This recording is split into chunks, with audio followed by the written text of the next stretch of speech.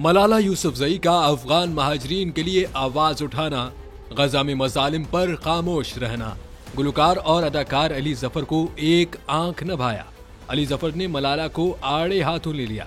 मलाला यूसुफजई ने पाकिस्तान में मौजूद अफगान महाजरीन के मुतालिक पोस्ट करते हुए लिखा कि तालिबान के मजालिम से भागने वाले अफगान बच्चे, औरतें और मर्द मदद, इज्जत और तहफ़्फ़ुज़ के मुस्तहिक हैं और उन्हें मजीद हरासानी का शिकार न किया जाए। मलाला ने पोस्ट में मजीद लिखा कि वो अक़वाम मुत्तहिदा की माहिरीन की आवाज़ से आवाज़ मिलाती हैं, जिसमें उन्होंने पाकिस्तान हुकूमत से मुतालबा किया है कि वो बड़े पैमाने पर अफगानियों के मुल्क से इखराज की पॉलिसी पर नज़रसानी करें। मलाला की इस पोस्ट पर अली जफर ने उन्हें गजा पर इसराइल के मजालिम याद दिलवा दिए।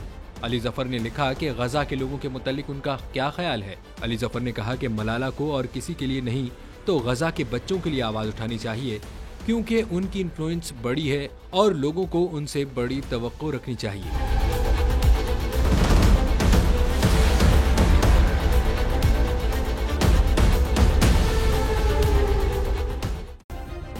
सब्सक्राइब करें और बेल दबाएं ताकि कोई खबर रह न जाए।